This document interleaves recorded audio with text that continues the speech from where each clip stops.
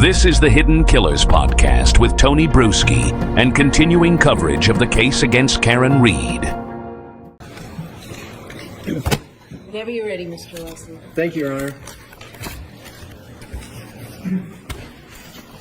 Good afternoon, Mr. Burgess. Good afternoon. You spell your first name Shanon with one N. Do I have that correct? Yes, that is correct. You describe yourself as a digital forensic examiner, correct? Yes, that's correct. You use the term forensics often in your analysis. Yes, I do. And would you agree that generally the accepted definition of forensics is something that relates to, that's used in, and is suitable for a court of law? Yes, I would. And so when you're working in forensics, even in your office, you understand that eventually it's very likely that whatever work you're working on is going to end up or could end up in a court of law, correct? Correct. And you mentioned in your direct examination the scientific method, right? Correct. And I was pleased to hear mention of the scientific method. And I just want to cover some principles with regard to the scientific method. But before I do, I just want to see how forensics envelopes in certain items. So forensics applies scientific methods and principles to legal matters, particularly in criminal investigations, right? Correct. It's a fair statement. Yes. Thank you. And forensics are used to help lawyers in their preparation, correct? Yes, that'd be correct. And it's used to help judges in courts of law? Yes, that is correct. And it's also used to help juries and jurors to understand the results of scientific tests, correct? Correct. So you know, and you have to presume that as you are performing your analysis, as I stated earlier, that this information is going to end up in a court of law. Correct. And then does that heighten sort of the analysis that you need to do and the sharpness and the accuracy, given that it's going to end up in that form? It can, depending on context. And is the primary goal of forensic science to uncover the truth and to provide objective evidence that can be presented in a court? Yes, it is. Would you generally agree that the work of forensic science, including the work that you do, is intended to be used in court because scientific evidence can be very powerful and therefore the forensic science must be accurate? Correct. It must be methodical. Correct. There must be a method, right? Right. It must be detailed. Yes. And above all, it must be unbiased and truthful, correct? That is correct. And all of this, is it fair to say, distills down to reliability? Correct. And reliability is a desired characteristic of the forensic scientist. Yes. You want people to be able to rely upon your work. Yes. And credibility and honesty is part of reliability, and it's a fundamental component of that, correct? Yes, that is correct. You've stated that you hold your opinions to a reasonable degree of scientific certainty. You said that several times on direct, correct? Correct. And because the discipline of forensics involves the application of the scientific method, as you stated on direct, you therefore, of course, applied the scientific method throughout your analysis, right? Yes, that's correct. Would you agree with the following statement of the scientific method? And tell me whether, well, let me start with, you understand, you know the National Institute of Standards and Technology, NIST? Yes, I am familiar, yeah. And would you agree with a definition of the scientific method as the systematic pursuit of knowledge involving the recognition and definition of a problem, the collection of data through observation and experimentation, analysis of the data, the formulation, evaluation, and testing of hypotheses, and where possible, the selection of a final hypothesis. I know there's a lot there, and if you'd like me to break any of it down, you let me know. No, I find that generally acceptable. Yep. And I wanted to emphasize the evaluation and testing of hypotheses, and where possible, the selection of a final hypothesis. You understand what I'm meaning by hypotheses? Yes, I do.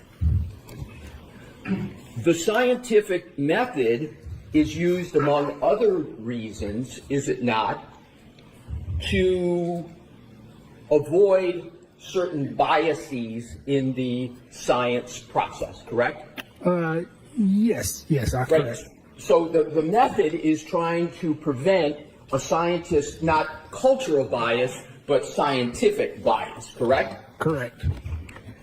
Do you know what the American Academy of Forensic Scientists refer to as cognitive biases in science, generally? No, I do not. Have you heard of the term confirmation bias? Yes, I have heard of that term. Have you heard of the term anchor bias in the scientific method? I have not heard that term. Let's start with confirmation bias.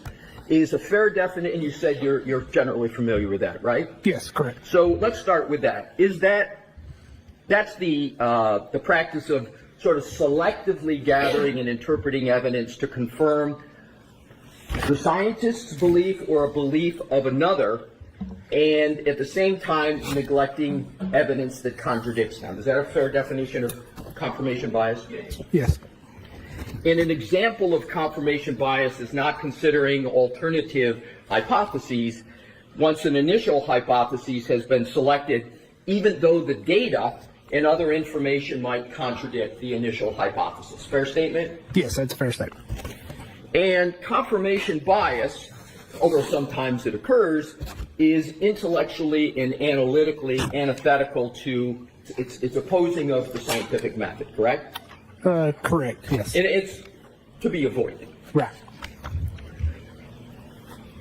Anchor bias is, and I know you said you didn't recall it, but let me see if this triggers a recollection. If not, fair enough. Okay. Anchor bias is when you prioritize information and data that supports your initial impression of the evidence, even where the impressions are incorrect or it's unknown.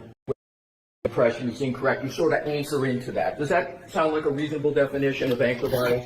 Yes, that sounds reasonable. So biases are to be avoided in the application of scientific matters and methods because they can lead to incorrect conclusions in science, right? Right.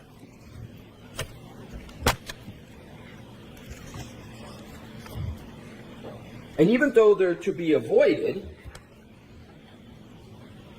you called this case a homicide even before you began your alleged scientific testing. Isn't that correct? I don't recall. Where would I have called it a homicide? Do you recall your January 30th, 2025 report that you prepared in this case? Yes, I do. Do you have it with you? I do. Can you turn to page 4, footnote 3, please? Yes. Footnote, I'm sorry. I'm sorry. It is page 4, footnote 3.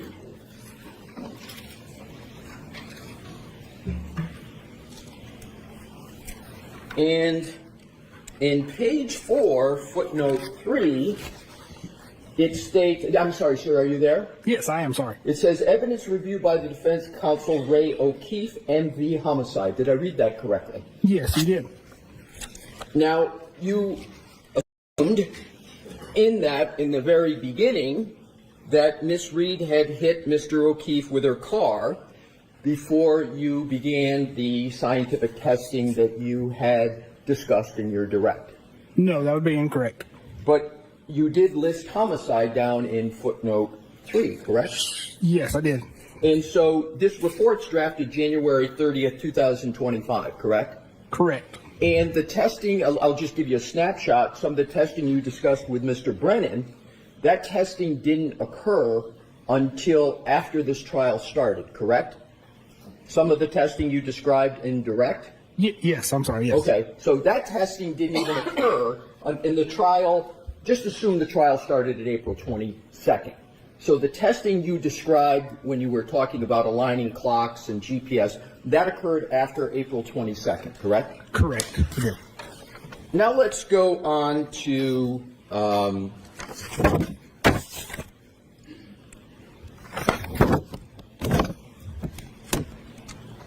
another topic.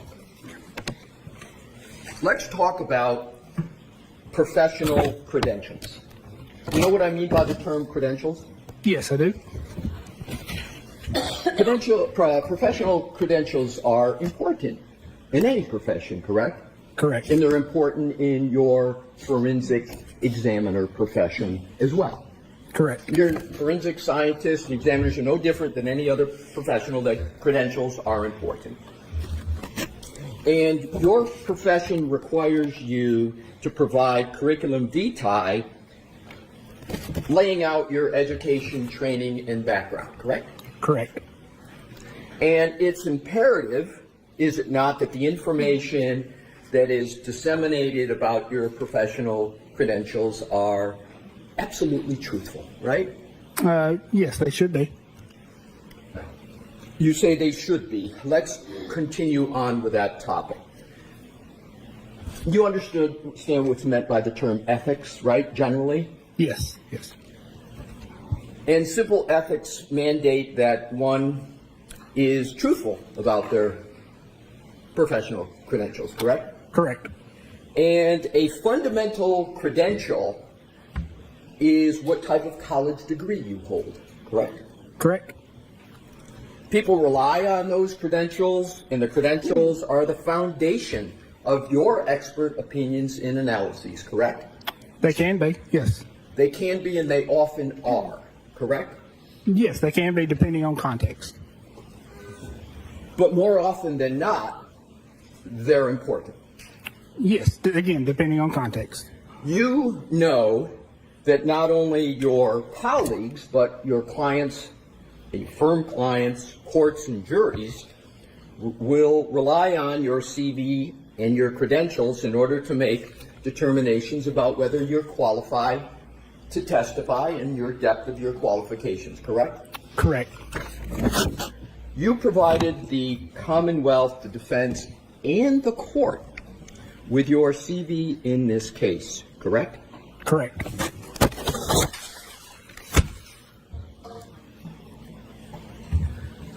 If I can have a moment, Your Honor, I will Yes. get my first exhibits.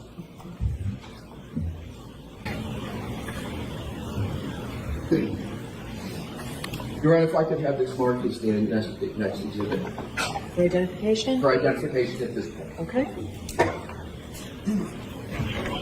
Well, actually, I'm going to have it off. I'm going to be eventually offering it into evidence. So, Okay. may I present it to the So witness? let's mark it for identification first. Yep. Okay. Exhibit TT for identification. May I present it to the witness? Yes. Thank you. Ms. Burgess, Yes. I am presenting you with exhibit. TT for identification. I was, thank you, Your Honor. I'm learning not to talk while I'm walking backwards so Madam Court Reporter can hear me. So I'm presenting you with what is exhibit TT for identification. Do you recognize that document? Yes, I do. And what is that document? So this document appears to be my CV. May I approach further? Yes. Thank you. And is that CV a document that you have prepared? Yes, so that is a document that either I have prepared or the company Aperture has prepared. And is that a fair and accurate document? It appears to be. Your Honor, I offer that into evidence. Any objections, Mr. Brennan? No, thank you. Yes. And if you could just, Your Honor, if I have the witness hold it, I have some Hold on, questions. let's let it mark first. Yes. Yep. Mr. Burgess, you have in front of you your CV that we just spoke about, and I'd ask you please to draw your attention to the education section where underneath in red it says BGS, and then, do I read it correctly? It says Bachelor of General Science in Mathematics and Business Administration, University of Alabama Birmingham, Alabama currently pursuing. Did I read that correctly? You did read that correctly. Thank you, sir. May I approach, Your Honor? Yes. Thank you. Like this mark is the next for identification only at this point. Oh, excuse me, can I have that back on? Show Mr. Brown. You, ID. Thank you. Thank you. Mr. Burgess, it's been marked, the document is Exhibit UU for identification. Could you please tell me if you recognize that? Yes, I do recognize that. And sir, please describe briefly what that is. Sure. So it is a CV as well. Thank you. I would offer it into evidence at this time, Your Honor. Mr. Brennan, any objection? No, thank you. Thank you. I present it back to the witness, Your Honor. Okay. Thank you. Thank you.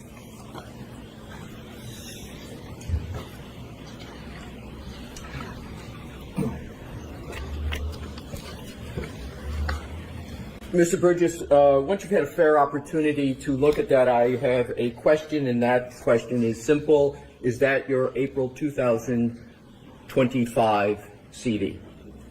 Let me see. Yes, it appears to be. Thank you.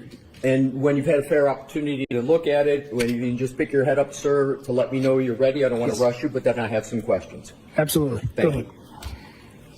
So, in those two exhibits, your two CVs in front of you, am I correct that the first one is November 2024 and the second one is April 2025? Let me see.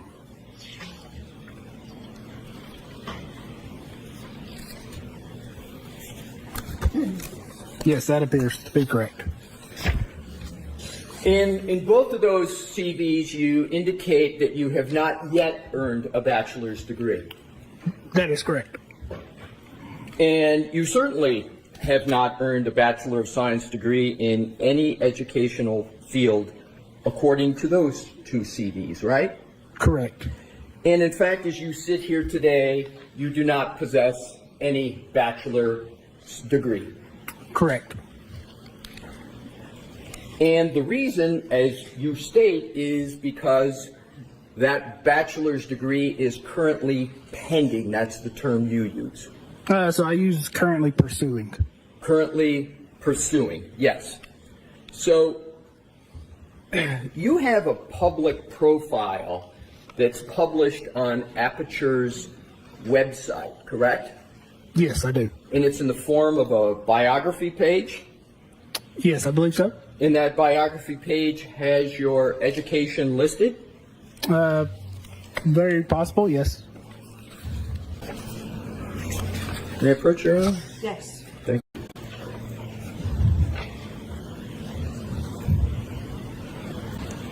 If I could have this marked, please, and once Mr. Brennan reviews it. May I hand it to the witness? Yes. Now, Mr. Burgess, giving you Exhibit DV for identification. Okay.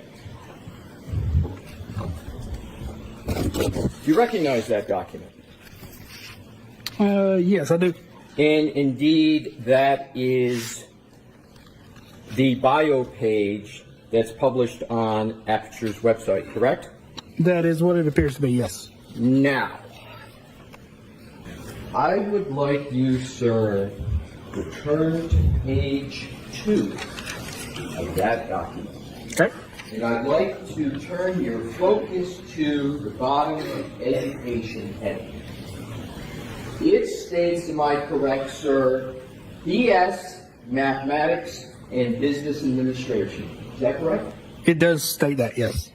And there is no qualification if it's currently pending. It states BS in Mathematics and Business Administration, correct? That's what it states there, yes. And you do not have a Bachelor of Science in Mathematics and Business Administration, do you? No, I do not. And if you click on the hyperlink for your CV on that same website, do you know where that hyperlink takes you? No, I do not. To any member of the public reading this, including prosecutor, a defense attorney, a judge, or a jury, that represents that you received your Bachelor of Science in Mathematics and Business Administration, does it not? Objection. That's sustained. Now, if you continue on to your photograph, are you familiar with Aperture's website that speaks about you and presents you generally? Vaguely, yes. Are you aware that Aperture has two hyperlinks, one that says CV and one says LinkedIn? Are you aware of that? Yes, I am now. And LinkedIn is a professional networking platform designed for career and business professionals to connect, share content, find jobs, etc. Is that a fair description of LinkedIn? Yes, it is. And could we also conclude that it's a professional networking platform, especially for private sector firms like Aperture, that's used to attract clients or potential clients? Yes, correct. And potential clients include, for example, the Commonwealth of the state of Massachusetts, correct? Correct. And indeed, the Commonwealth is no longer, if you will, an attracted client, but it's an actual client of Aperture and you, correct? Correct. And that's the status of the relationship here. Aperture is a client of the Commonwealth of Massachusetts in this case, right? Correct.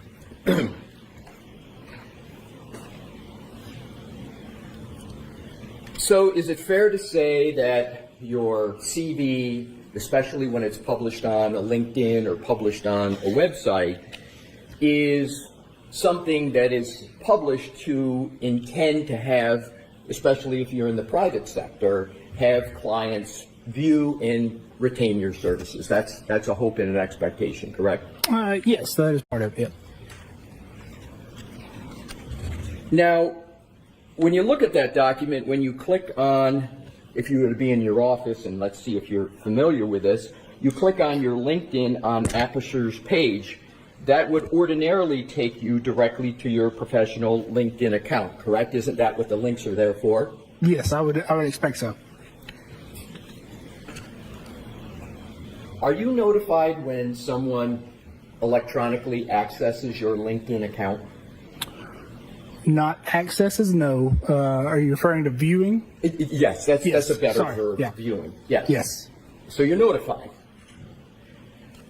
Were you notified within the last 72 hours that someone from the defense accessed your publicly available or viewed your publicly available LinkedIn account? No, I was not aware. Are you aware that within the last 72 hours that hyperlink on Aperture's official website was disabled? No, I was not aware. Are you aware that now if you try to go on that link that you can't, that it's disabled? No, I'm not aware of that. Do you know whether anyone from Aperture directed someone within Aperture to disable your LinkedIn account within the last 72 hours? No, I'm not. Have you spoken to anybody at Aperture about your LinkedIn account? No, I have not.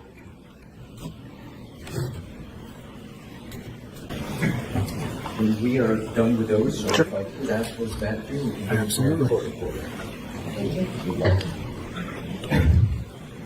Your Honor, could I have the next one marked for identification at this point? Yes. Thank you.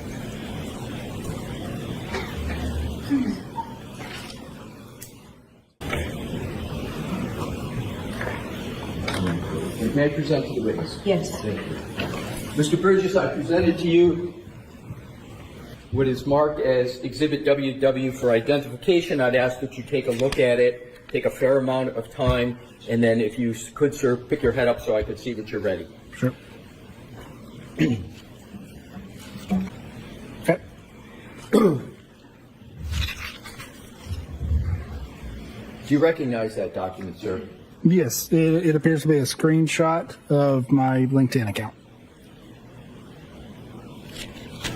Your Honor, I offer that into evidence.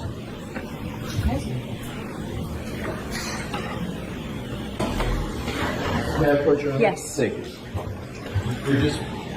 I am presenting to you what has been marked as Exhibit WW for identification. That is that a fair and accurate representation of your personal LinkedIn page? You can take a moment to take a look at it. Sure. Mr. Lewis, I'm going to step back so all the jurors can see Yes, this. Your Honor, thank you. Yes, it does with a error on page 2 regarding education. Right, and we're going to get to that. Sure. But this is you recognize this as a fair and accurate depiction of your personal LinkedIn page with the exception of what you just mentioned, correct? Correct. Did you draft that document that's represented as Exhibit WW? I have drafted that over time, yes. And when was the last time you viewed that document on your LinkedIn page? I don't typically view the profile page, so it would have been, I could not tell you how long it's been. Do you have any reason to believe that that Exhibit WW is not on your LinkedIn page online as we sit here today? No, I don't. Your Honor, I move Exhibit WW into evidence. No objection.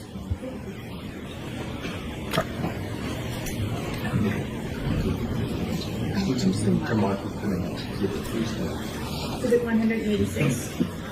Thank you. I would like to turn your attention to the printout of your personal LinkedIn page and go right to the second page, bottom. And under education, it says University of Alabama at Birmingham. It's got a little UAB acronym there. And it says Bachelor of Science, B period, S period, comma, Applied Mathematics and Scientific Computation, 2016-2018. Do you see that, sir? Yes, I do. That's not correct, is it? No, it's not correct. And you do not hold a BS in a Bachelor of Science in Applied Mathematics and Scientific Computation from the University of Alabama at Birmingham, do you? I do not, and that would have been at that time an expected graduation date? So it would be expected, you state. Correct. It would be another word currently pursuing? Is that similar to expecting? Sure, that could be similar. But you know how to put currently pursuing down, don't you, sir? Because you did it on the first few CVs, but you don't have it on your LinkedIn page. Am I correct? Correct. That's probably because obviously that has not been updated in quite some time. And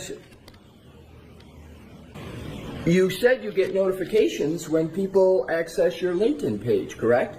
I get selective notifications when people view my LinkedIn page. So you know people are looking at your LinkedIn page, you know people are looking at your education, and you have down here 2016 to 2018. So that time period is 7 years old from 2018, yet you use the 2016 to 2018 on your LinkedIn page, correct? Correct. With the caveat that my understanding is people look at your post, not specifically the profile information. Oh, so you believe you know apparently when people are looking at it and what they look at? No, that's not what I'm saying. I'm saying generally. Generally. Correct. But you don't know who's looking at the education section on your LinkedIn page and relying upon what is represented here, that you have a Bachelor of Science in Applied Mathematics and Scientific Computation from the University of Alabama at Birmingham. Not from the LinkedIn page. Yeah, just independently of the LinkedIn page, yes. We'll look at your post, not specifically the profile information. Oh, so you believe apparently when people are looking at it and what they look at? No, that's not what I'm saying. I'm saying generally. Generally. Correct. But you don't know who's looking at the education section on your LinkedIn page and relying upon what is represented here, that you have a Bachelor of Science in Applied Mathematics and Scientific Computation from the University of Alabama at Birmingham. Not from the LinkedIn page. Yeah, just independently of the LinkedIn page, yes.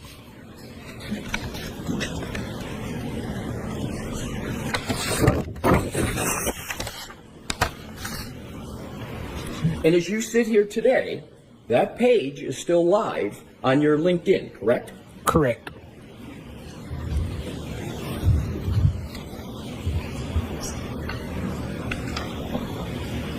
So a key aspect of your credentials, whether or not you have obtained a Bachelor of Science, is incorrect in more than one document that I've presented here today, correct? No, I would not agree with that. Well, it's incorrect in this one, correct? Correct. And the one previously to that, there's two documents that have you listed. This LinkedIn, may I approach your honor? Yes. Thank you. So there's two documents, is there not, sir? There's, may I? Sure. Thank you. And I have the board, if I can have the previous LinkedIn evidence. So if you could hold that, this one, sir, and I'm going to take that if I could from you, thank you. And Exhibit 185, that's in evidence, if you can turn to the second page. So if you look at each of those state that you have a Bachelor of Science in Mathematics and Business Administration. So there are two documents about your credentials that are inaccurate, correct? Yes, they have errors. Yes, that is correct. May I have those back, sir? Yep, both. Yes. Yes. There you go. Can I approach your honor? Yes.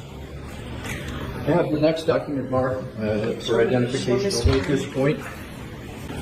You'll have this marked as the next for identification. Okay. Thank you. XX, lady. Now hand it to the witness, Your Honor. Okay. Thank you.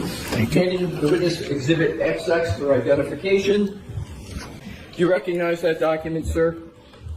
So it appears to be a CV, yes. You say it appears to be a CV. Can you describe that any further? Yes, so it's a copy of my CV.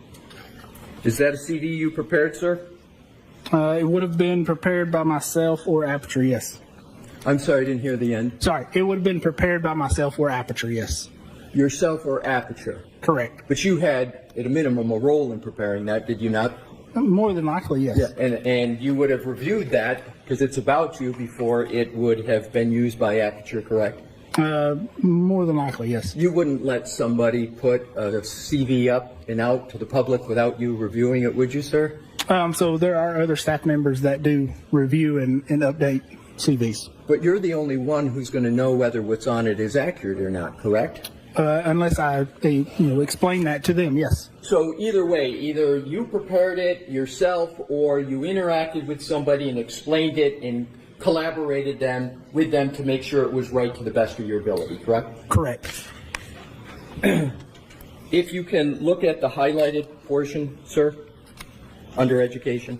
There's no well, I understand sorry. what you're talking about. There's no highlighted portion. I'm sorry, let's strike that. If you look under education, the first line, it says in the right underneath BGS. Do you see that, sir?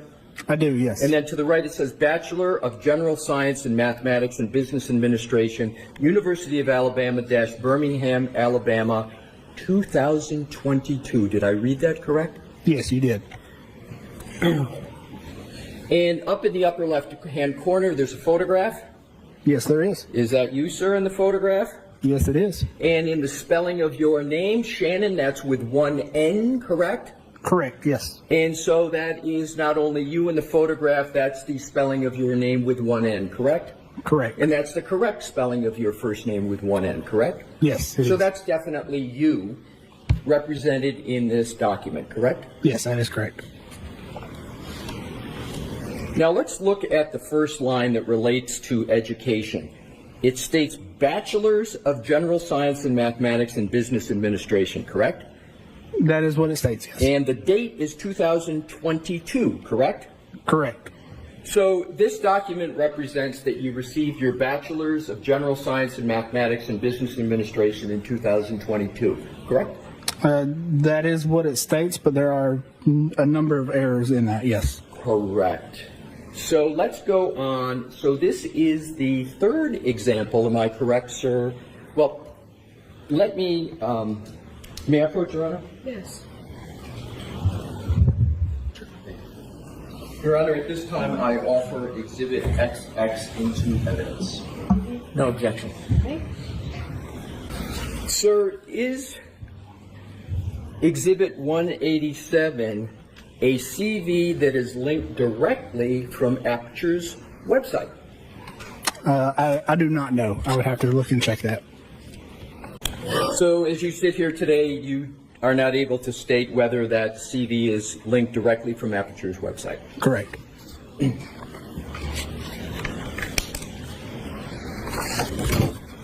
So this is a third example of a document that incorrectly states that you have a Bachelor of Science when you do not possess that degree, correct? It has errors or outdated information, correct?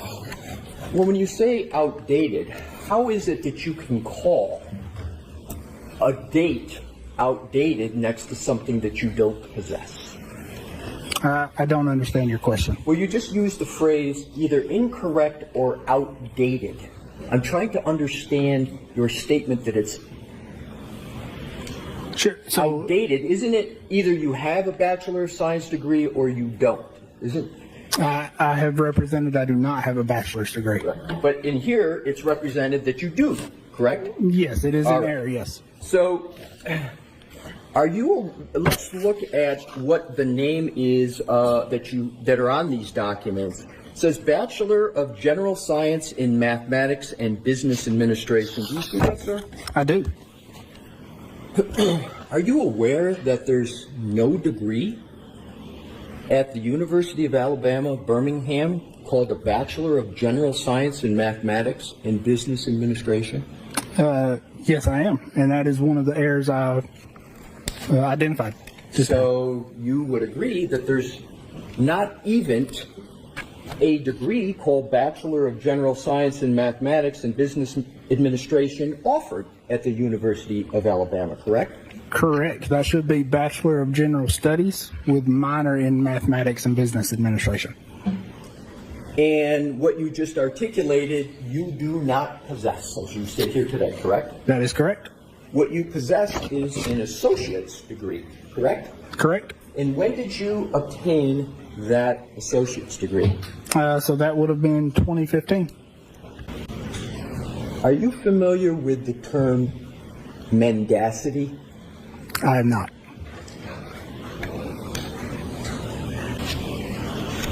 Are you familiar with a CV of 2015? No, I'm not.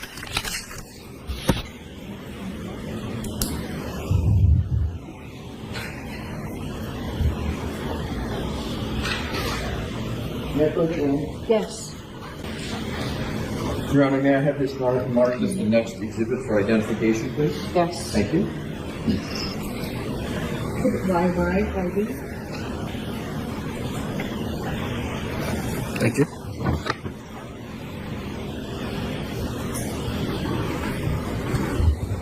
Do you recognize that document, sir? No, I do not recognize this document. May I approach, Your Honor? Yes.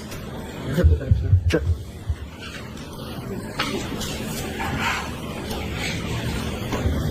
Do you recall ever pursuing... may I stay here and ask some questions, Your Honor? Okay. Thank Did you. he see the document as well, or do you have a copy for him? You can see it as well, Your Honor. I was just wondering the purpose, Yeah, sure. and just step back, Yes, Mr. Wilson. yeah. Sir, do you recall when you started pursuing a Bachelor of Science degree of any kind? Sure, I do. Around 2008. So you started pursuing a Bachelor of Science for the first time in 2008, correct? Correct. If I did the math correctly, sir, you've been pursuing a Bachelor of Science degree for 17 years, correct? That is correct. And you have not obtained it as you sit here today. That is correct. And yet there are the various documents that we've seen that state that you have obtained the Bachelor of Science, correct? Again, with errors or misinterpretation. Yes.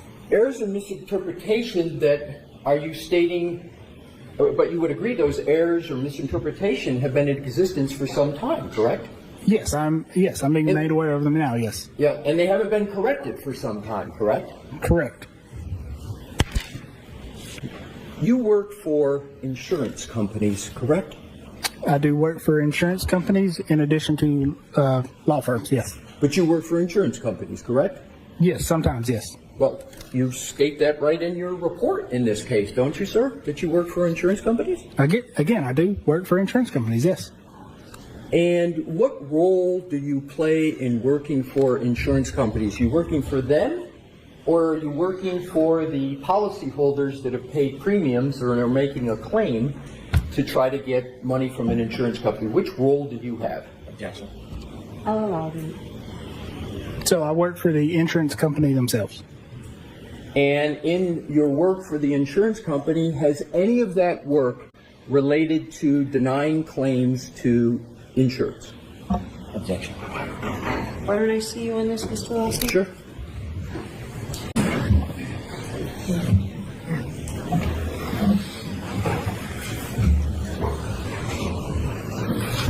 Mayor, Your Honor? Yes. Thank you.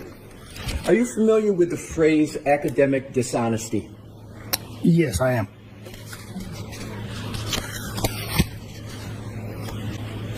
Let's talk about your work on this case.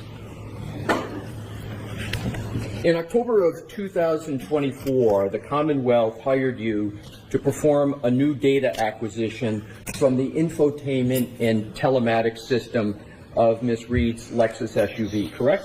That is correct. And in your October 10, 2024 report, you outlined a proposal for attempting to extract additional data from the telematics and infotainment modules, correct?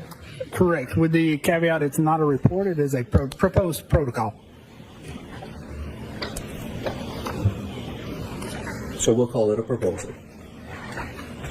In that proposal, you explain why, in your opinion, you believed an additional data acquisition was necessary based on your, in your words, education, training, and background, correct? That is correct. And when you prepared your proposal, you had access to the manufacturing specifications of the chips in question, correct? I did. You were under no critical deadlines to get the work done, correct? Correct. In your initial October 10, 2024 report, you explained that you believed the data acquisition was incomplete because, in your opinion, based on your education, again, your words, training, and experience, the download of the acquisition was less than the chip's storage capacity, correct? That is correct. And converting megabytes, B-Y-T-E-S, to megabits, B-I-T-S, and gigabytes to gigabits is a basic digital forensic concept, and that concept's critical to successful data acquisition and analysis. Fair statement? I would say that's a fair statement. In your initial report, you stated that the December 2023 data acquisition was from the Spansion clip, S-P-A-N-S-I-O-N, from the infotainment model was incomplete because the acquisition was only 8 megabytes in size, even though the chip has a storage capacity of 64 megabytes, correct? Yes, that is correct. And that's your October 10, 2024 report, correct? Protocol. I'm sorry, Well, was it proposal or protocol? Protocol. It is a protocol. We'll use protocol. And you blame this on the, quote, programmer's inability to fully read the component, close quote, correct? Correct. In point of fact, the manufacturing specifications establish that the total flash memory component of the chips in question is equal to 64 megabits, not 64 megabytes, correct? That is correct. 64 megabits is 8 megabytes, correct? That is correct. That means the expansion chip was not incomplete, correct? Correct. The acquisition was the same data size as the total memory storage capacity of the chip, correct? Correct. Your protocol for data acquisition was based on a misunderstanding of megabits versus megabytes, correct? It was based on a working theory and a misinterpretation, yes. And that was your misinterpretation. Yes, it was. You mentioned Ms. Gaffney in your direct testimony. Do you recall that, sir? Yes, I do. She successfully acquired 8 megabytes of data from that expansion chip during the December 2023 chip-off, correct? Yes, that's correct. And that wasn't your only conversion mistake in your October 10, 2024 report, was it? I'm not aware of any others. You stated in your report that the data acquisition of the Micron JWB57 was incomplete because the acquisition was only 540 MB in size, but the storage capacity was 4 GB, and that's stated in your October 10, 2024 report, correct? Protocol, yes, Protocol. correct. The Micron JWB57 chip is 4 gigabits flash memory component, not a 4 gigabyte flash memory component, as you incorrectly stated in your protocol. That is correct. So contrary to your assertion in the report, 4 gigabits is equal to 50 megabytes, which suggests that all the available data was successfully retrieved from this chip during the first acquisition by Ms. Gaffney, correct? Correct. So Ms. Gaffney was not in error on that. She did not make a mistake on that, correct? Not on that specific thing, yes. Right. It was you that simply misunderstood the difference between gigabits and gigabytes, correct? Misinterpreted, I would not say misunderstood. You misinterpreted the difference between gigabits and gigabytes. Correct, at that You time. got yes. that wrong in layperson's terms. Correct, I did make an error. You stated in your report that Micron, and I'm going to have to give an alphanumeric number because I know in digital forensics it's important to be precise and accurate, so bear with me, sir. You stated in your report that the Micron 29F2G08 ABAEA is a 2 gigabyte chip, and that the acquisition should have been 2 gigabytes, but was incomplete because it was only 264 MB in size, correct? That is correct. And the Micron, and I'm just going to refer back to the number to not repeat it, the long alphanumeric number, is a 2 gigabit flash memory component, not a 2 gigabyte flash memory component, as you incorrectly stated in your protocol, correct? Yes, that is correct. So 2 gigabytes is equal to 250 megabytes, correct? Correct. And that suggests that all available data was successfully retrieved during the first acquisition by Ms. Gaffney, correct? From those chips, yes. From those chips. Correct. I'm correct, right? Yes. Your opinion was again incorrect and was based on a misunderstanding of gigabits and gigabytes, correct? A misinterpretation, correct? A misinterpretation in layperson's terms, you got that wrong also. It was an error, yes. Did you have that protocol peer reviewed, sir? No, I did not. Was it peer reviewed by anybody at Aperture? No, it was not. Did you have a supervisor review that protocol before you filed it with the court? No, sir. You submitted your proposal based on your education, background, and experience, correct? Correct. Turns out that the entire foundation of your proposal was based on a fundamental misinterpretation of the difference between a computer bit and a computer byte, correct? No, not the entire thing, no. Well, certainly a part of it was, correct, sir? Correct, partial. You got conversions wrong with respect to analyzing 3 different chips, correct? Correct. And since you wrote that, have you learned the difference between a bit and a byte? I've always known the difference between a bit and a byte, yes. You learned that, in this case, from reading the affidavit of an expert for the defense who pointed out those errors before you submitted your supplemental report. Isn't that correct? I would have to go back and look at the timing on that. I believe I submitted the supplemental before the protocol from the other expert. Are you certain of that? I'm not certain of that. Isn't it the case that the expert for the defense submitted his affidavit before you submitted your supplemental report? Objection. Do you know that? I do not know that. You don't know one way or another. Correct.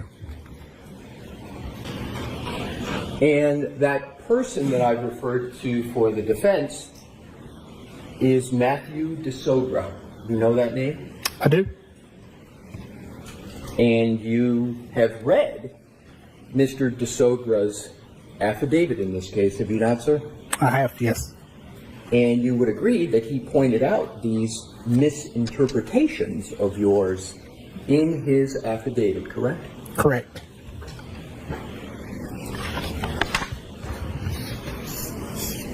I would like to go back to your January 30th, 2025 report. In your January 30th, 2025 report, you know which one I'm referring to, sir? Yes, I do. Am I correct that you indicated that at the time of this, quote, incident, Burla did not offer support for the infotainment and telematics modules removed from the Lexus, but have since released updated software according to similar modules that are supported by in-vehicle acquisition? That is correct. And the infotainment module that was removed from Ms. Read's Lexus is consistent with the MMU, you know what I'm referring to in the MMU? Right. It's consistent with the MMU documented by Burla and has been identified as containing an internal micro SD card not acquired during the initial chip-off acquisition by Mrs. Gaffney. You remember that statement in the report, sir? I do, yes. You obtained no additional information from the chips that were already analyzed by Ms. Gaffney, did you? Correct. Correct that you obtained no additional information, right? No data of value from those chips, yes. No data of value. So all the data of value Ms. Gaffney had already obtained from those chips, correct? That's kind of a confusing question. So there was no data of value from those chips to begin with.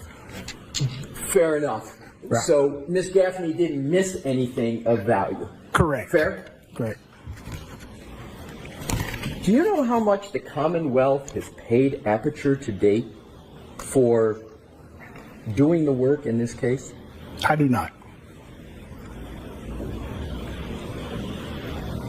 Do you have any involvement at all in knowing what the contract is between Aperture and the Commonwealth? I do not. Have you ever had any discussions with any colleagues from Aperture with regard to how much Aperture has been paid in this case? No, I have not. Do you have an estimation as to how much Aperture has been paid in this case? Not off the top of my head, I do not. You've never had any discussion with anybody at Aperture about the fees Aperture has charged the Commonwealth in this case? No, I have not. Who in Aperture is in charge of knowing how much fees Aperture has charged the Commonwealth? That would be the accounting department. Would Dr. Judson Welcher know? Potentially. Your analysis, I want to move on to another category, sir. Your analysis in this case was not strictly limited to data in science, was it? No, it was strictly limited to data and science. The Commonwealth requested that you review numerous materials in connection with your analysis in this case, correct? I did review materials, yes. You did not review the January 29, 2022 CARS report by, well, let me put it this way. Did you review the January 29, 2022 CARS report prepared by Trooper Paul? No, I did not. Do you know what a CARS report is? I do not. Do you know that a CARS report was prepared by Trooper Paul for this case? No, I do not. If there was a collision analysis and reconstruction report prepared by a trooper in that case, would you want to see a document such as that? No, not for my analysis. Would somebody at Aperture want to see that document? Objection. I'll reword. Are you familiar with collision analysis and reconstruction reports prepared by law enforcement agencies? I am vaguely familiar, yes. Vaguely familiar? Have you ever used one in your analysis at all? I have seen them, yes. You've seen them. And my question is, seeing them, have you ever read any of them? Yes, I have read them. Yes. Have you ever considered a collision analysis and reconstruction report as part of the work that you do at Aperture? Not specifically a collision analysis report from law enforcement. We do routinely see crash reports, but I think what you're referring to is something else. Are you aware of a supplemental collision analysis and reconstruction report of Trooper Paul of the Massachusetts State Police dated July 24, 2024? No, I'm not. Do you know whether Trooper Paul is part of the Massachusetts State Police reconstruction team? I do not. And lastly, do you know whether he's part of the reconstruction team in this case? I do not.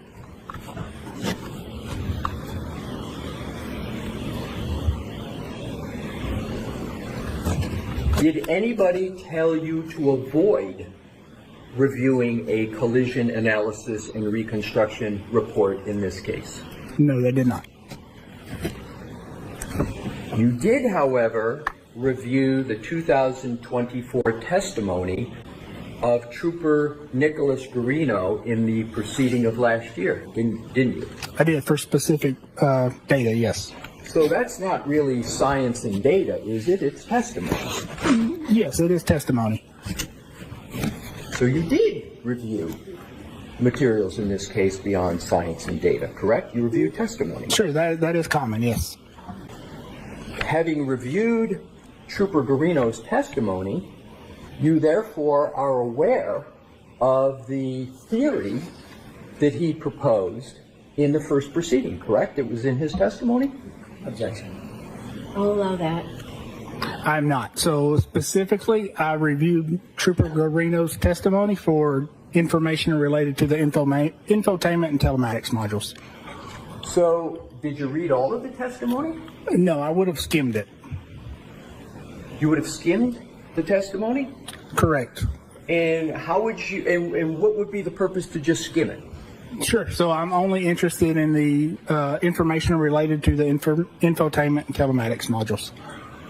So you, I want to make sure I have this right.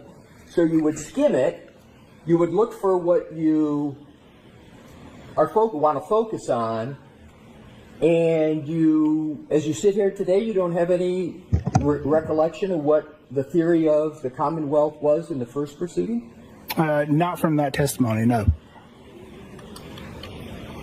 Do you recall Trooper Garino as part of what you reviewed? So you reviewed certain things of Trooper Garino in his testimony, correct? Correct.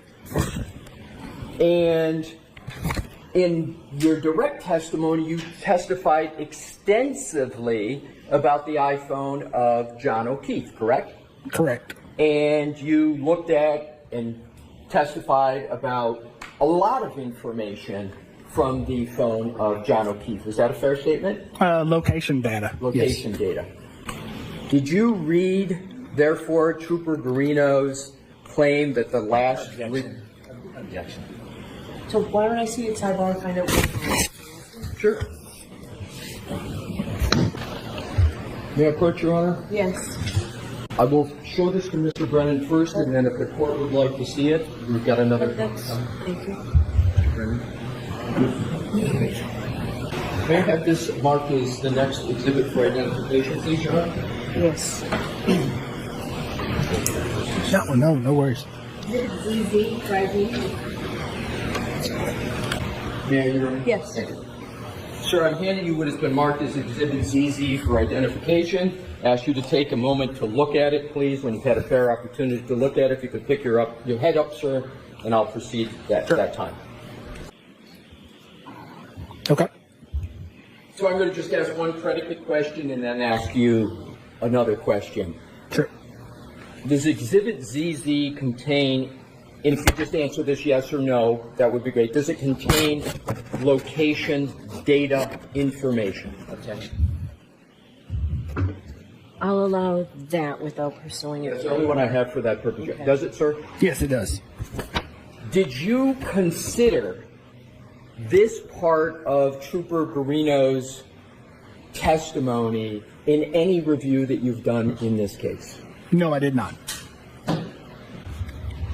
On December, we're going to move on now to another topic, sir.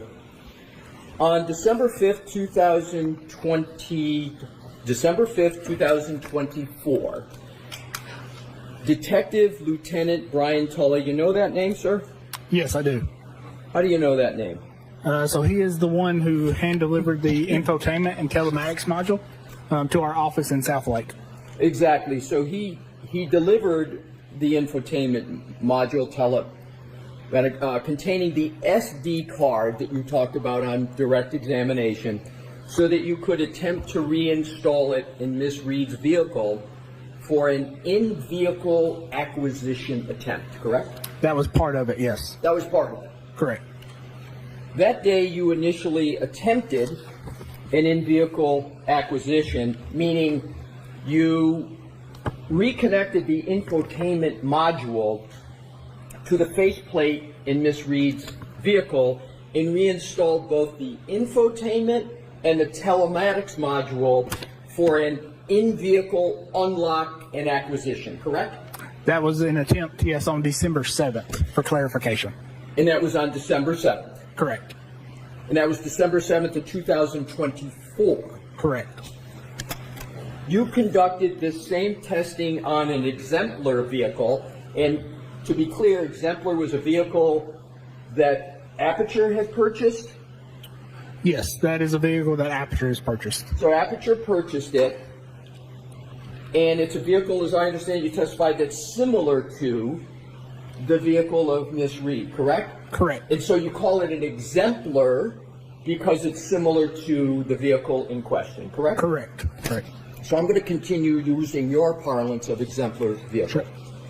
And so you conducted this same testing on the exemplar vehicle and successfully reinstalled and tested the infotainment and telematics systems for an in-vehicle unlock and acquisition, correct? For an in-vehicle acquisition, not for an unlock. Okay, so for just an in-vehicle acquisition. Correct. I appreciate the correction, sir.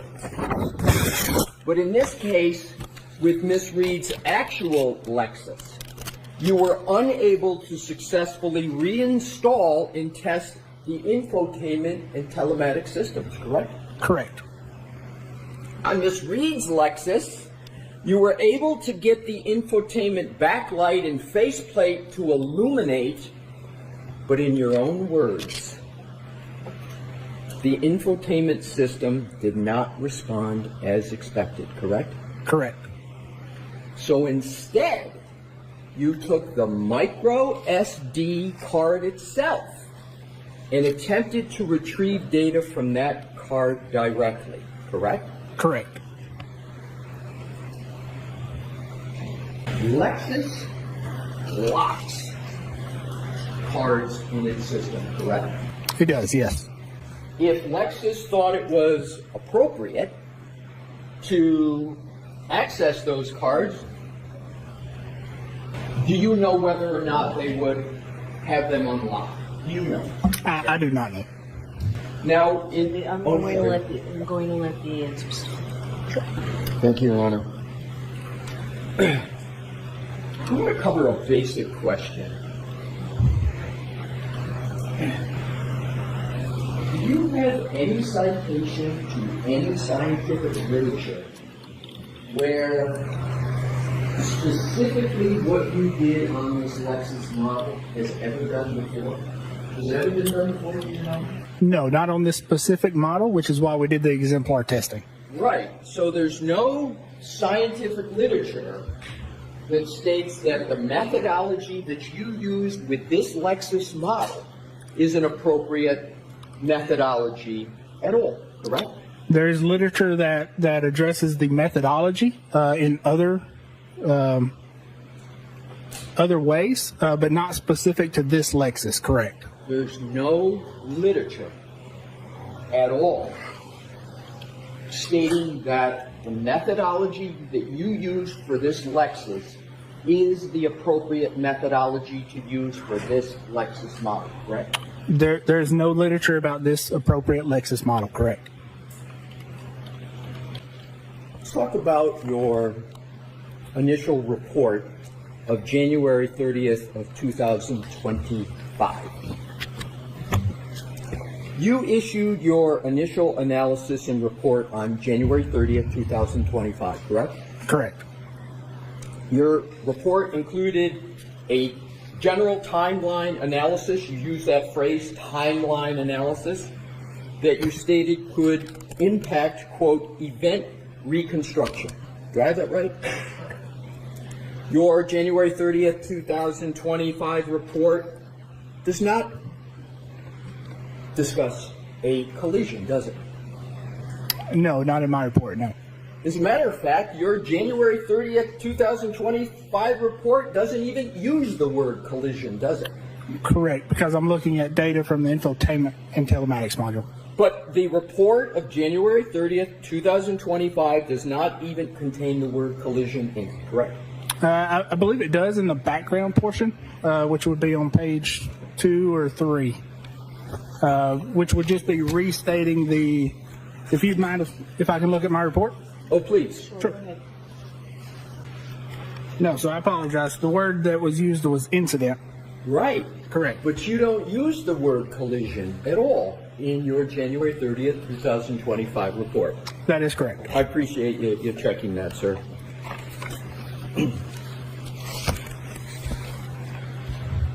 Also, and please keep your report handy, your January 30th, 2025 report does not in any way detail the timing of what you now call a text stream event at all, correct? No, it does not. So in your January 30th, 2025 report, you refer to it as an incident, and in your May 8th report, you refer to it as a text stream event, correct?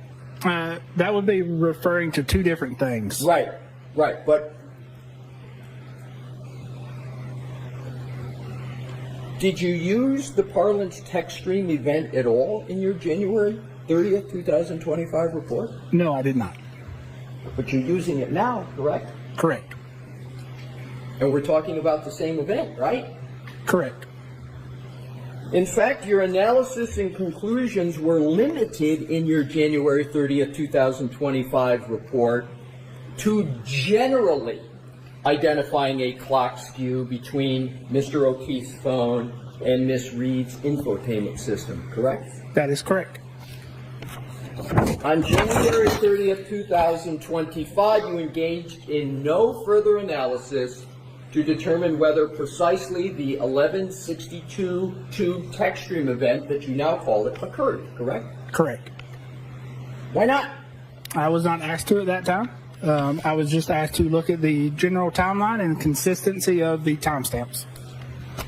So, back in January 30th, 2025, you were not asked to engage in analysis to determine when precisely the 1162.2 text stream event occurred. Is that fair? That is fair, and that is based on the common concept that, a lot of cases that we work, there is clock skew, but we do not have events to precisely determine what that clock skew is. Understood. So, wasn't your goal, however, on January 30th, 2025, to determine the correct timeline of events relative to this incident? Wasn't that your goal? It was my goal to determine the data from the infotainment and telematics modules that were missed in the initial download and create a timeline and consistency of those timestamps. So, your goal was to create a timeline, correct? Correct.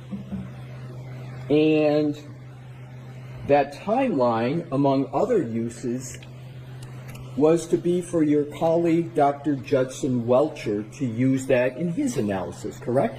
That is correct. So you knew not only what your purpose was, but you knew what your work was going to be used for by Dr. Welcher, your colleague, correct? Well, I knew it was going to be provided, yes. Well, you knew it was going to be provided. Have you ever talked to Judson Welcher, your colleague, about this case at all? I have vaguely, yes. How many times have you talked to him? I would count a handful of times.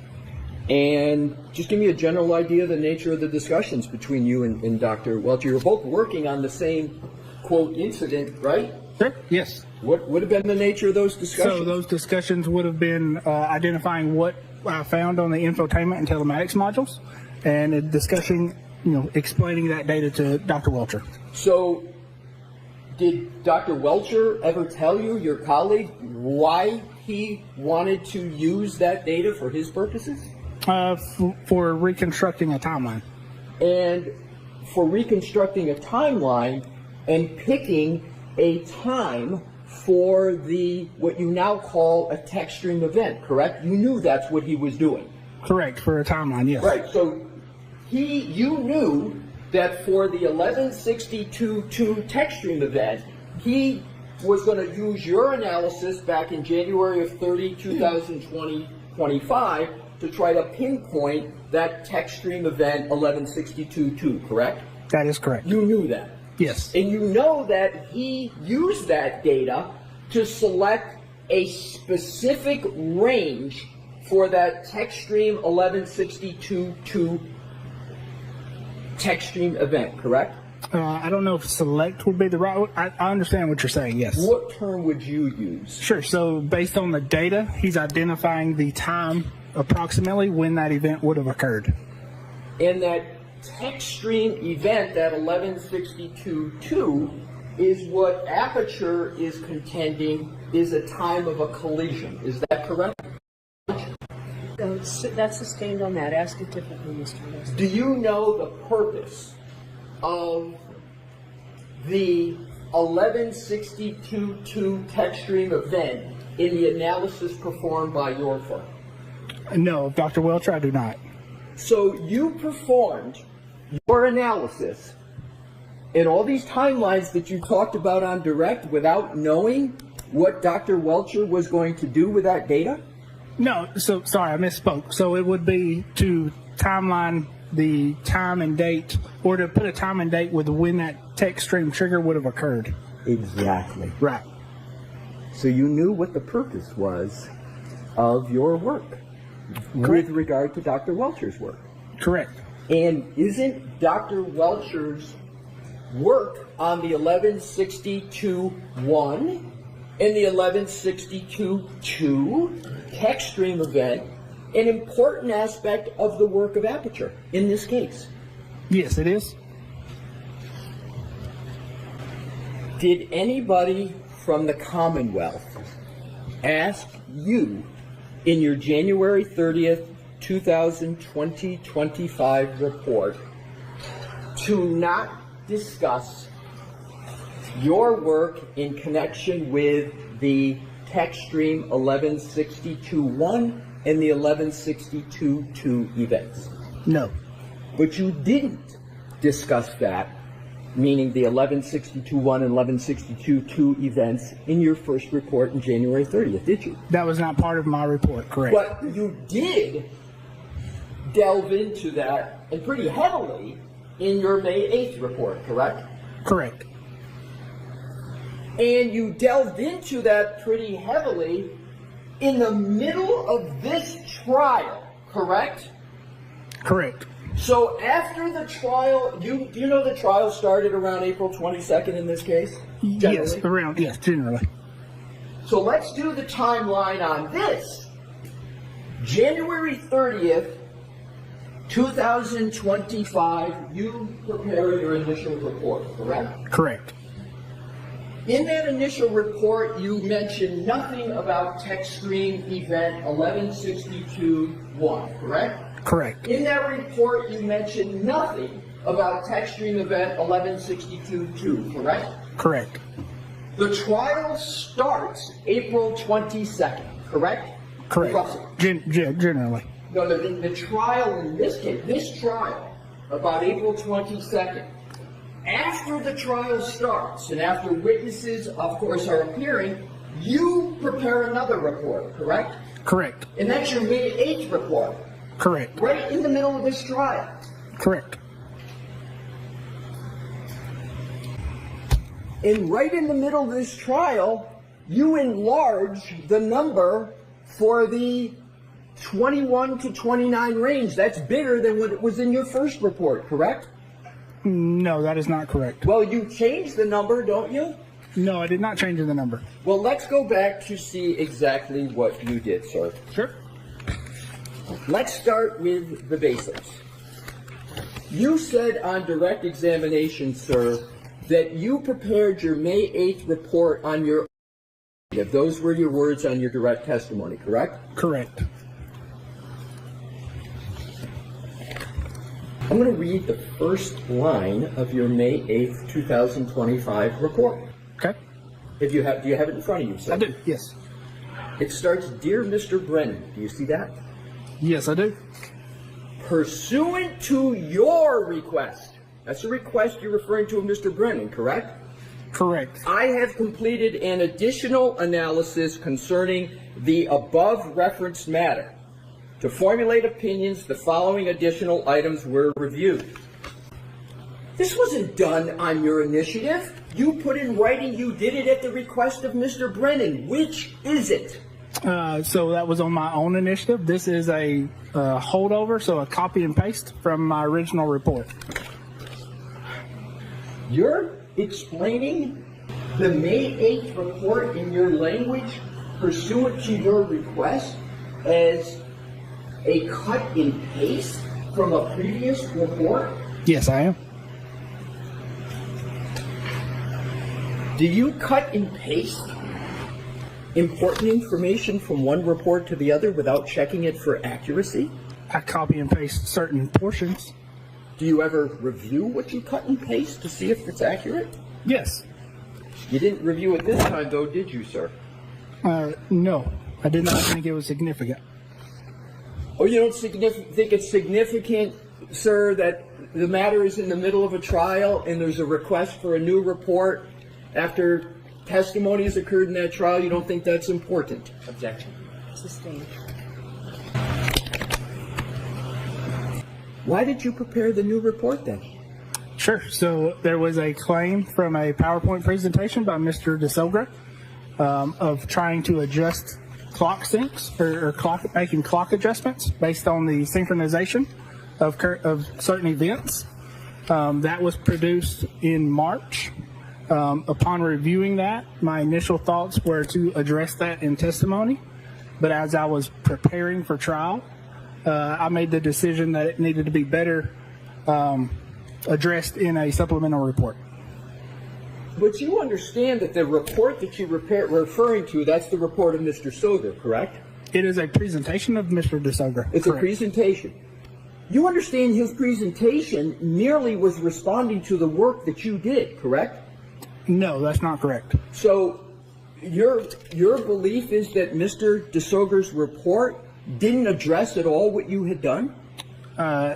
Partially, yes, but no. Okay, but let's cover the basics. You Sure. agree that Mr. DeSoger addressed, at least in part, the work that you had done? He tried to address, yes. Right. So do you know the date of Mr. DeSoger's report as March 5th? Does that sound right to you? Yes, that's what I So said. you had Mr. DeSoger's report that you claim was the basis for you on your own in the middle of this trial, creating and submitting a new report. You claim that the basis for that was Mr. DeSoger's report of March 5th of 2025. That is correct. You waited 2 months to do that. Again, my initial thoughts were to address it on testimony. Not your thoughts, just did you wait 2 months? Just let him finish the answer. My question, sir, finish it how you want. Sure. So 2 months, was it 2 months between March 5th and when you submitted your report on May 8th? Was that 2 months? yes, it is. So, did you know when this trial was going to start, sir? Generally? Yes. Do you think it's fair to submit a report without anybody asking you in the middle of a trial? Sustained. As we've been discussing, you issued a brand new report, in this case dated May 8th, 2025, correct? Correct. That changed your analysis, correct? No, it did not change my analysis. Were there changes to your analysis in it? There were clarifications. Clarifications. Correct. Let's address that. In your January 30th, 2025 report, you did not mention tech stream event at all, did you? No, I did not. And you didn't mention collision at all, correct? No, I did not. And you mentioned both of those now in your May 8th, 2025 report, correct? I don't know if I mentioned collision. I'd have to go to my report and look. But you certainly do mention tech stream events, correct? Yes, that's and correct. And you labeled them 1162.1 and 1162.2, correct? Correct. That's a change from your first report, isn't it, sir? No, it's not a change. It's a supplement. Oh, so your definition is that when you add something to a report, it's not a change, it's a supplement? That is what it is, yes. Who did you speak to regarding the May 8th, 2025 report before you prepared it? And no one before I prepared it. So you just prepared it on your own? I did. Did you have any communications at all? I asked you who you spoke with, but did you have any communications at all with either Detective Lieutenant Tully or Buchanan? So I did reach out to Tully to get a full set of the location data, yes. So you reached out to Detective Tully before you prepared your May 8th report, correct? Yes, that is correct. Did he tell you that the trial had started in this case? No, not during that conversation, no. That's not the first communication you had with Detective Tully, was it? No, it's not. How many conversations have you had with Detective Tully? I would say a handful. How much is a handful?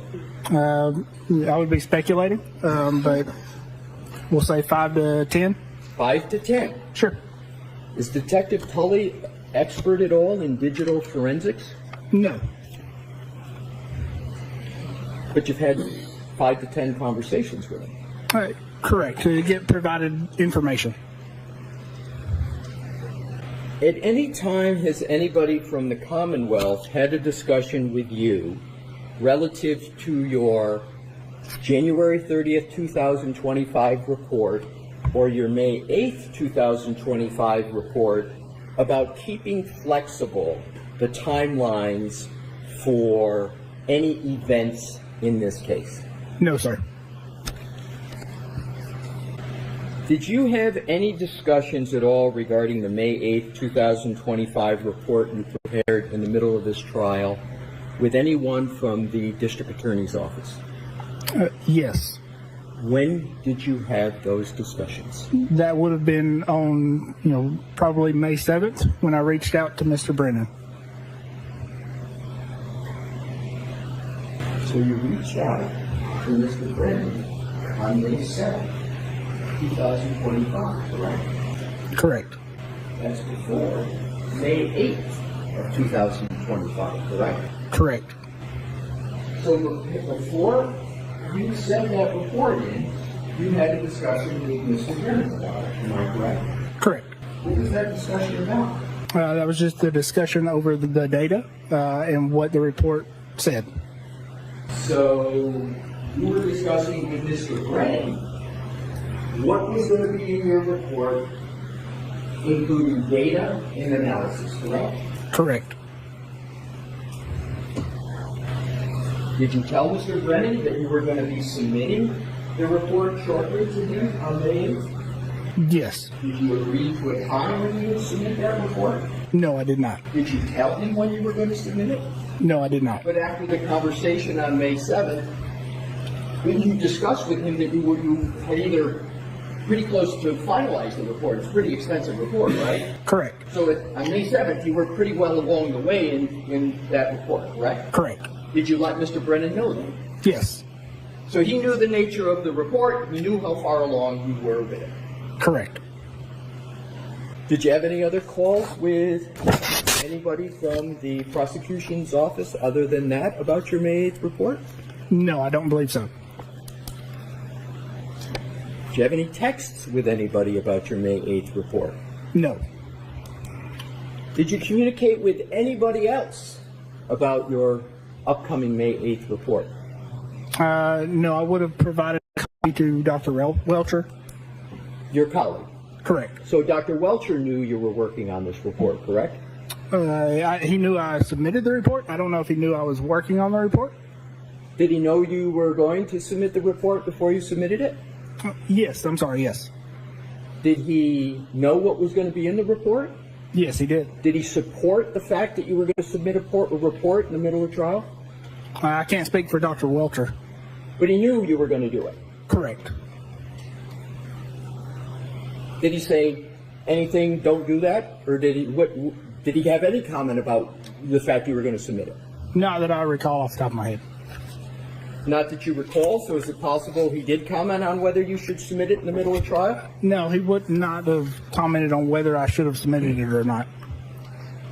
How many times in your career, sir, have you submitted a supplemental or amended report in the middle of trial? This would be the only one that I recall. So this is the only time. How many years have you been doing this? Approximately 10 years. And so approximately 10 years, this is the first time you've submitted a amended supplemental report in the middle of a trial. A supplemental report, correct. As you call it, a supplemental report in the middle of trial. Correct. Do you know a person by the name of Ian Whiffen? Yes, I'm familiar with the name. You say you're familiar with the name. Are you more than familiar with his name? Are you familiar with his work? I'm familiar with his report in this case, yes. So you're familiar with his work if you're familiar with his report, correct? Correct. Were you given do you know that Mr. Whiffen has testified in this trial? No, I do not. And with regard to Mr. Whiffen's report, did you read it? Yes, I did read his report. And that would be of interest to you, correct? That's why you read it? Correct. Because Mr. Whiffen report, and are we talking about Mr. Whiffin's January 2025 report or his March 2025 report? Are you aware there's two of them? No, I'm not. Do you know which one you're referring to? That would be the January report. So the January 2025 report, are you aware that there's just a couple minor differences between the two reports, or you're just not aware of it? I'm not aware of either way. Assume there's very minor differences with the reports. Mr. Whiffin's reports contain information and some detailed, they're long reports, right? Yes, they are. So Mr. Whiffin's report contains information about the cell phone of Mr. O'Keefe, correct? Correct. It contains information about the location data in Mr. O'Keefe's phone, right? Correct. It contains information about the phone calls in Mr. O'Keefe's report, correct? Correct. It contains information about the temperature of the battery in the iPhone of Mr. O'Keefe, right? Correct. It has some timelines in that report, correct? Correct. And those timelines have very specific events that are represented in the data from Mr. O'Keefe's cell phone, correct? Correct. As a matter of fact, it's got location data and times that you have used in your report and PowerPoint presentation here, correct? Correct. When did you receive the report of Mr. Whiffin with regard to the cell phone of Mr. O'Keefe? So I would have received his report sometime in January. So,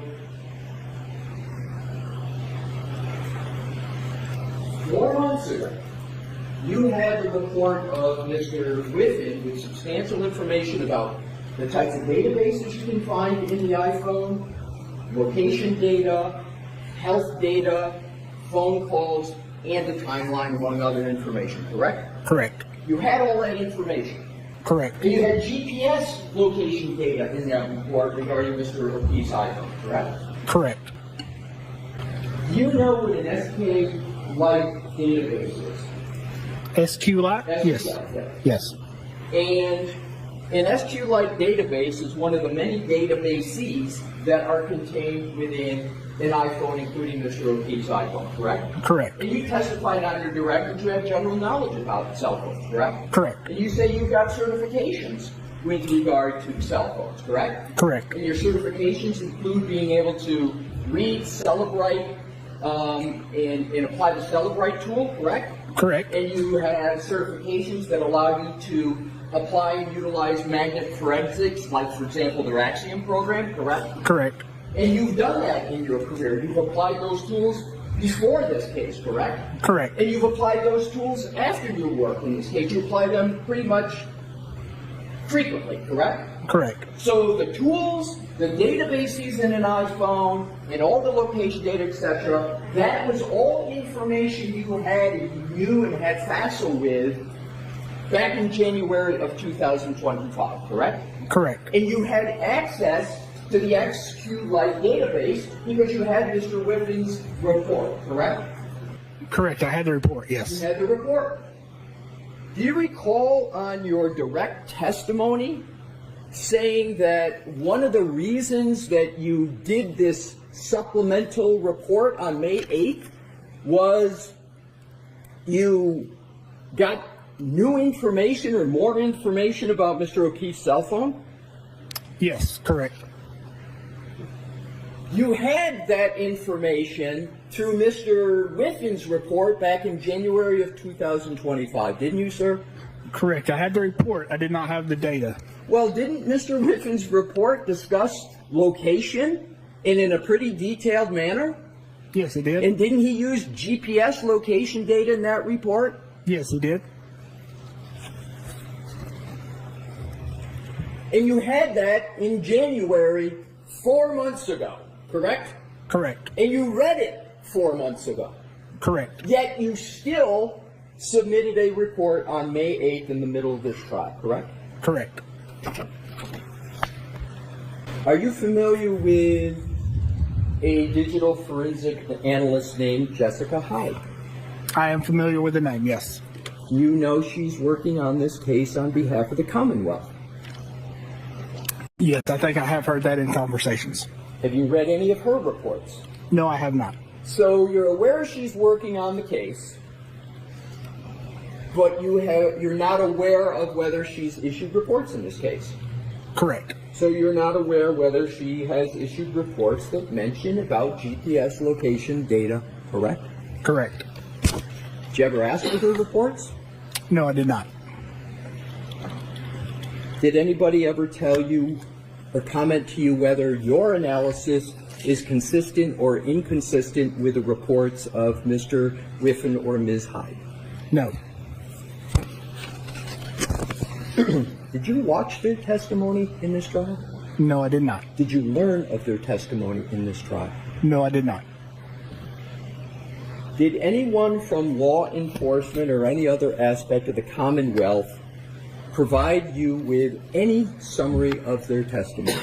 No, they did not. But you had access to Mr. Whiffen's report with regard to his analysis and the data from Mr. O'Keefe's cell phone back in January of 2025, correct?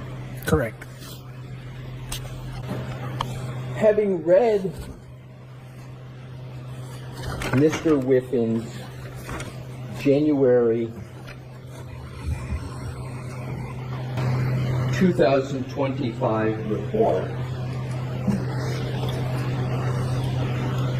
you know that his report contains statements about movement and other activity of Mr. O'Keefe's phone after your time period in your original report of January 30th, 2025, correct? No, not after the time period, no. Let's take a look at that. Sure. Let's take a look at your January 30th, 2025 report. Well, we'll come back to that. I'll do that in an order that makes a little bit more logical sense. You've mentioned, and just to cover the foundational parts, that you're not the only employee of Aperture that's been hired to testify as a witness on behalf of the Commonwealth in this trial, correct? Correct. Your colleague, Judson Welcher, Dr. Judson Welcher, has also been retained by the Commonwealth through Aperture, correct? That is correct. Justin Welcher, Dr. Welcher, is a biomechanical engineer, correct? Correct. Do you know whether Dr. Welcher holds any professional certifications? I do not know. Does Dr. Welcher's expertise extend beyond your own? It is a different discipline than my own, yes. So it's a different discipline. So it could be horizontally extended, and it also can be vertically extended depending upon the subject matter? Sure. That's a fair statement. Sure. Your colleague, Dr. Welcher, who is an engineer, did opine on the timing of the TechStream event 1162-2 in his report of January 30th, 2025, correct? Objection. Is this the objection sustained? I'll reword it, Your Honor. Do you know whether Dr. Welcher opined on the timing of TechStream event 1162-2 in his January 30th, 2025 report? Yes. So you do know. Yes. What is the timing of the TechStream event 1162-2 in the January 30th report of Dr. Welcher, your colleague? Objection. So why don't I see you at sidebar on this? May I proceed, Your Honor? Yes. Thank you. Thank you for your patience, Mr. Burgess. You're aware that Dr. Welcher created a PowerPoint presentation with regard to his work in January of 2025, correct? Correct. Did Did you ever discuss that work with Dr. Welcher that he was doing? No, I did not. Did you ever review any of his work at any point, including up to the point where you're sitting on the stand today? I have reviewed the slides that are included in Mr. DeSogra's presentation. Okay. And the slides that are included in Mr. DeSogra's report include, those slides you're referring to are the slides of Dr. Welcher, your colleague, correct? Correct. And the slides that are in Mr. DeSogra's report about Dr. Welcher that slide discusses the 1162.2 text stream event, correct? Correct. So you have looked at, albeit through Mr. DeSogra, you have looked at the slide that Dr. Welcher had in his report regarding the text stream event 1162.2, correct? Correct. May I approach, Your Honor? Yes. May I have this marked as the next exhibit for identification, Your Honor? Yes. Thank you. Thank you. May I present it to the witness? Yes. Thank you. May I remain here for a few questions? Sure. Thank you, Your Honor.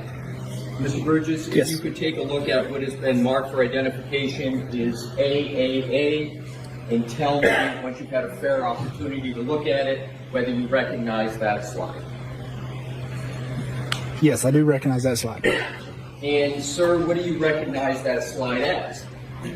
So it is a slide that states a number of times associated with text stream event 1162.2, which would be the second event. And did you consider this exhibit AAA in your preparation of a response to Mr. DeSogra's March 5th, 2025 presentation? Yes, I did. I offer this into evidence, Your Honor, AAA for identification. Okay. I'd like to put the whole report in. Your Honor, I have no need to put the report's 143 pages.